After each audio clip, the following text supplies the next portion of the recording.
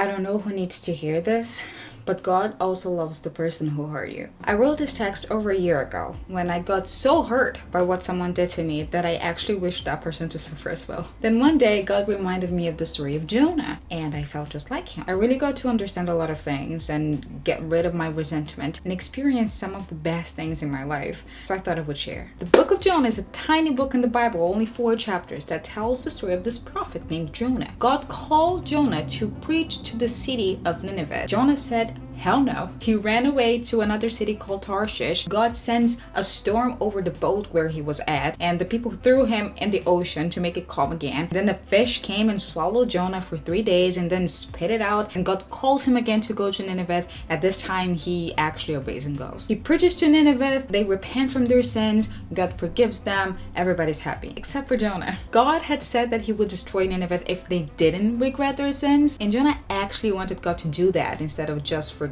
them. Most of the times when people talk about Jonah, he's just the guy who ran away and the one who didn't have compassion for people, and how could he? But in reality, when you learn a little bit more about Nineveh, you sympathize with Jonah just a little bit more. Nineveh was a main city in the country of Assyria who fought against Israel multiple times. They took thousands of Israelites as captives and destroyed their cities completely. Moreover, Assyrians were actually known to be very cruel and ruthless towards their defeated people. They would decapitate, skin, and impale people alive and blind their prisoners so they wouldn't escape. These were not just people that disagreed with others and conquered nations in an honored way.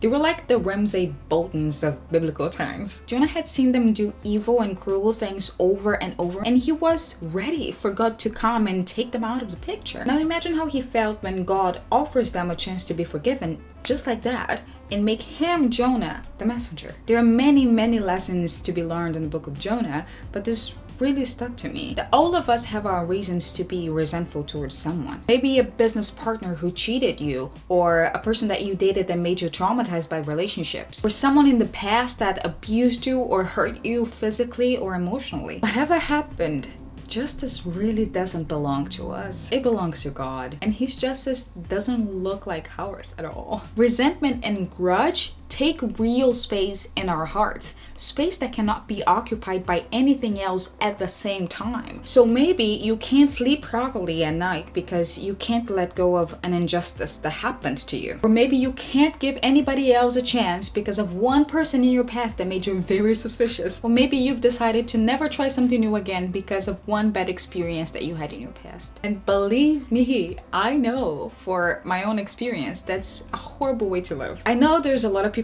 out there now preaching a message of a merit-based forgiveness. You forgive someone because they apologized and because they did something to deserve your forgiveness. Well, I came to preach a different message. You should forgive them, not because they deserve it, but because you deserve to live a better life. Let go of these ungrateful feelings that take so much space in your heart and give you nothing good in return except for pain. Trust that God sees you and he has you covered. Forget about them. Remember how much God has given you and forgiven you, and offer that mercy to others as well. You know, the story goes on, and Jonah telling God that he would rather die than see Nineveh alive. He actually sees that he would rather be dead many times in that book. It was a little bit dramatic. And he eventually feels more sorry for a plant than for over 100,000 people that lived on that city. So God tells him, how can you be sorry for a plant that you didn't water or make it grow, than for all those people that cannot tell their right hand from the left hand, meaning that they did not know any better? Maybe, just maybe, the person who hurt you or the people who hurt you only did that because they did not know how to be better. Maybe they never had someone to love them the right way, and hurt and dishonesty were all they had to offer. We give away what we have in abundance.